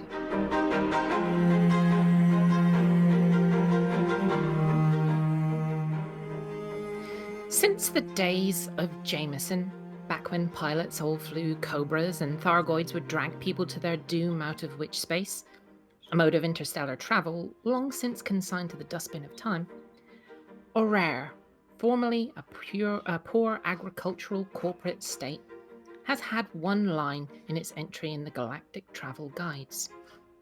Orrerian is mildly well known for Orrerian vicious brew. The system of Orrerian is one of the older populated worlds in the bubble, and stands along with famous locations such as Lave, Deso, Tionisla, is one of the old worlds. The rare that I'm sampling this week is that self-same brew mentioned in the history books, the Vicious Brew. It's sold from Sharonlee Market, orbiting a rocky world quite simply known as Grey. This week there are no tales about exciting terraformed worlds, mysterious creatures, and fantastical plants. Just simply the power of pure human ingenuity to produce something special.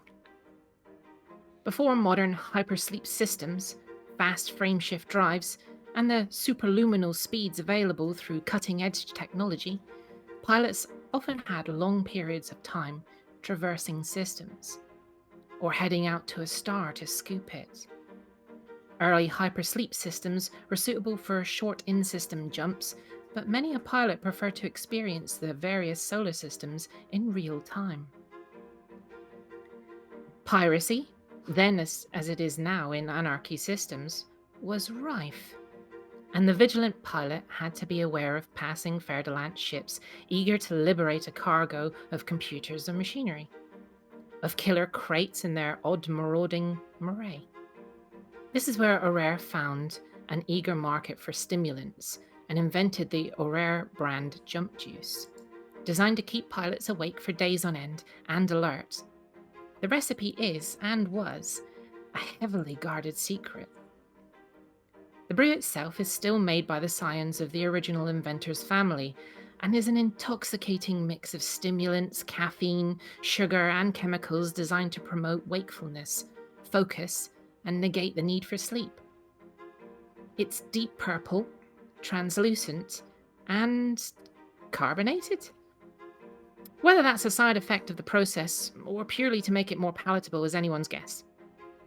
It's served in small bottles, only as much as a single swig, and the bottle in very small writing states that no more than 2 should be drunk in any 24-hour period. Drinking a bottle of this wonder juice, the flavour is strange. It's not fruity and doesn't remind me of anything so much as the medicines they give you as a child when you have an earache. But it's pleasant, and it fizzes all the way down. It is rare these days, as the need for it has dropped. It found a second life as a mixer in various of the seedier cocktail bars, able to keep clubbers awake for days on end of frantic gyration on the dance floor to hypnotic beats. If you excuse me a second, please. Will you stop that incessant banging? Apologies. You might be wondering where it gets its more modern name, Vicious Brew. It's said that with buckfast tonic wine, sporadic outbreaks of violence tend to accompany the drinking of this particular rare item.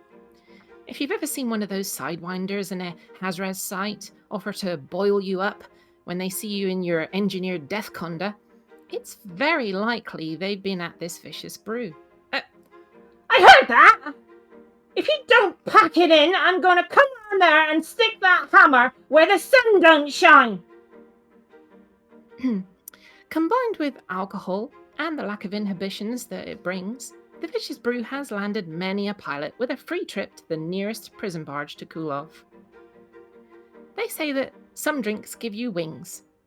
Well, the vicious brew gives you a set of knuckle dusters and the temperament of a Jack Russell that's just allowed just swallowed a big bag of performance enhancers and wants to bite your legs off. Or fornicate them. Some drinks are made in Scotland from girders. But this is made right here in Orrerian, out of a piece of lumber with some large nails stuck in the end of it. Right! That's it! You really done it now!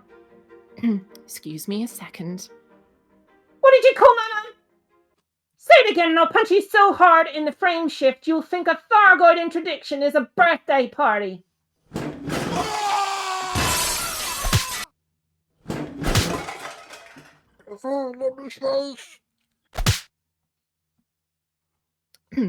I'm sorry, but he was asking for it. Looking at me sideways like that. There we have it. Orrerian Vicious Brew. Side effects are just a marketing ploy to make you think you can single-handedly take on the world. Tasty, though. I haven't finished yet! Take your finger off that bun before I chop it off and feed it to my pot plant! Quick, get her with the sedatives. I'm trying. Oh, she just kicked me in the... Never mind that. Get the chloroform. I'll take you all on! On behalf of Hutton Orbital Radio, that was Amelia Hawke trying Orrerian Vicious Brew.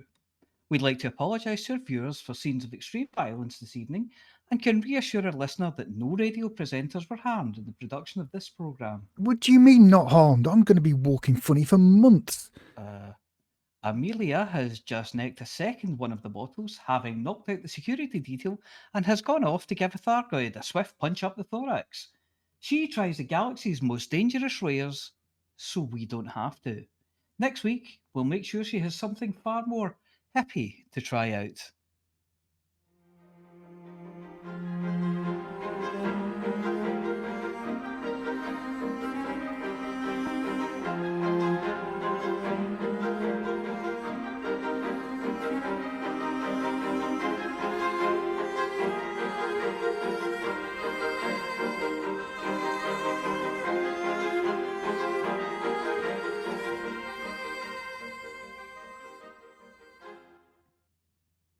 I'd leave you lot alone for a second. And what on earth have you done to the studio?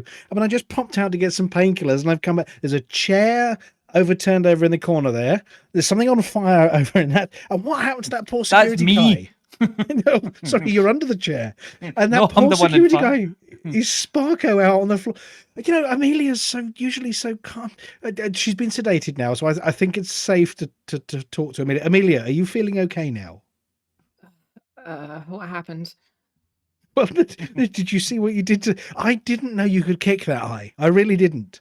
I mean, the poor guy's undercarriage is somewhere around his thorax. It's his overcarriage. His undercarriage I've been renamed as Harry Necksack. Oh, yes. I mean, that brings tears. Oh, we didn't know you had it in you, Amelia. We really didn't.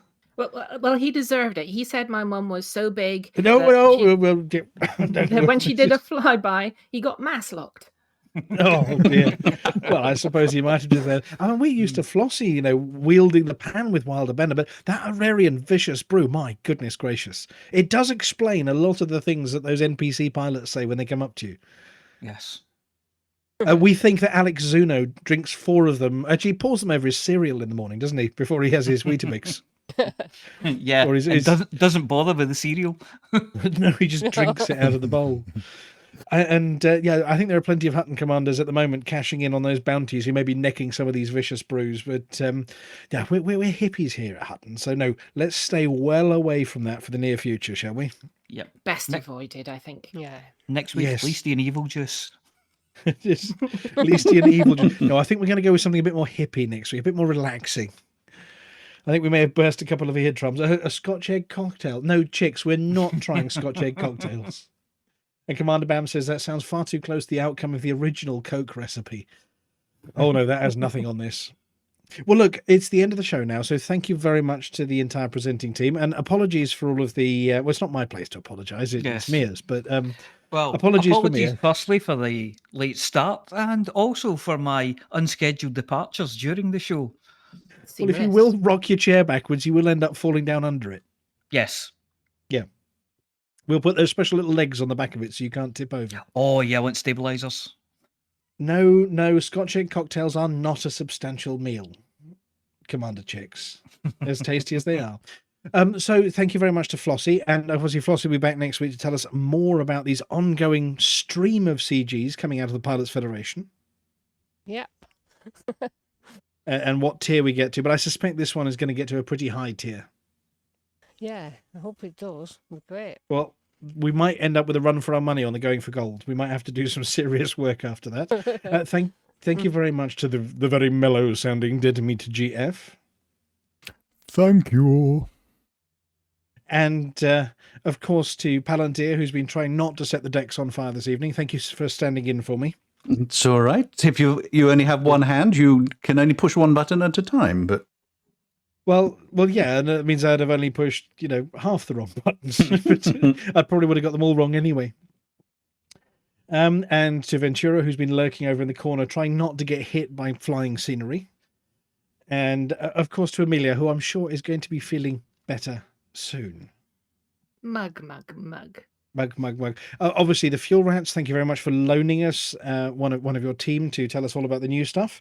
And obviously, to the listener, oh, crikey, quick list to say goodnight. No, we're just going to say goodnight to all of you because there are loads of you this evening. But thank you very much for tuning in. Obviously, if you're listening again on the podcast, you won't have heard all of the chaos that went on. But this show will be uploaded to our YouTube channel, which we've now got a proper address for as well. Ooh. Did you spot that one? No. Enough of you listened to it that we're now youtube.com/c/Hutton Orbital Truckers. We don't have to do, /diddly-doodah with Flossy anymore. So youtube.com/c/Hutton Orbital Truckers is where this will, and past episodes are all uploaded to. Feel free to go and give it a bit of a thumbs up over there if you like it, or a thumbs up if you don't. It doesn't really matter. Or if you missed the start of the show, you can catch again. That's usually up within 24 hours. And of course, Norman Ventura will be putting together the podcast for the next couple of days, I'd imagine, judging by how many times couple of weeks. Yes. Other than that, there is one very important thing that we always say at the end of the show. Amelia, what is it? For the mug. For the mug. And we'll see you next week. Mug. Mug. I should say so.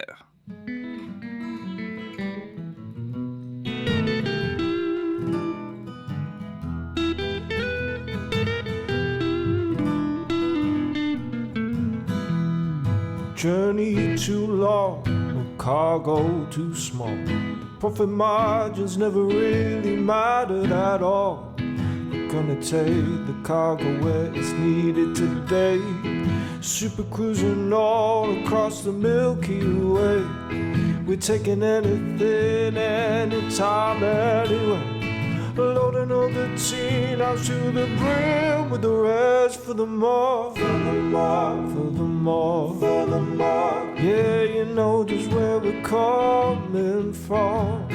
For the more, for the more, for the more, for the more. Yeah, everybody sing the trucker song.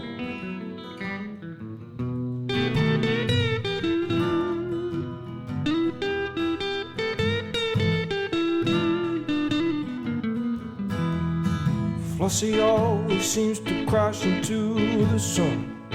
Skibble lies the pilot on the X-Boss one. Helping out the free, you know he leads us well. Trucking across the galaxy, now everybody out. For the more, for the more, for the more, for the more. Yeah, you know just where we're coming from. For the more, for the more, for the more, for the more. Everybody sing the Hutton Trucker song. For the more, for the more, for the more. You know just where we're coming from. For the more, for the more, for the more, for the more. Everybody sing the Hutton Trucker song.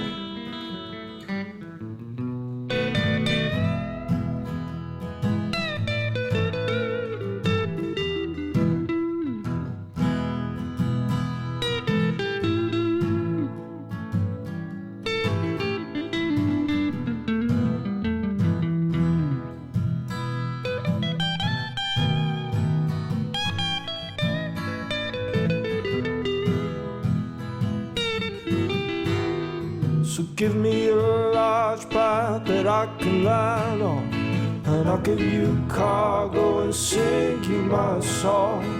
0.22 light years to go, cruising to no journey too long, no cargo too small.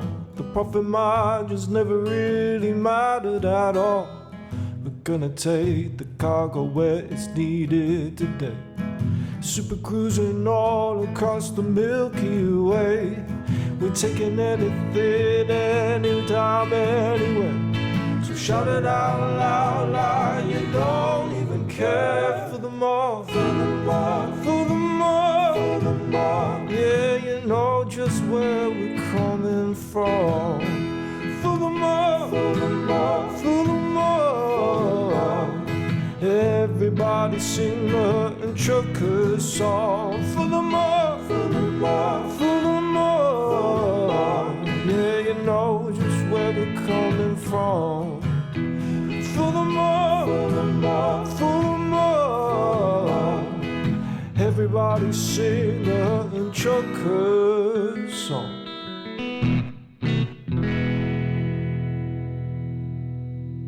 Ladies and gentlemen, that's the end of the show. Everybody's buggered off now, so why don't you bugger off?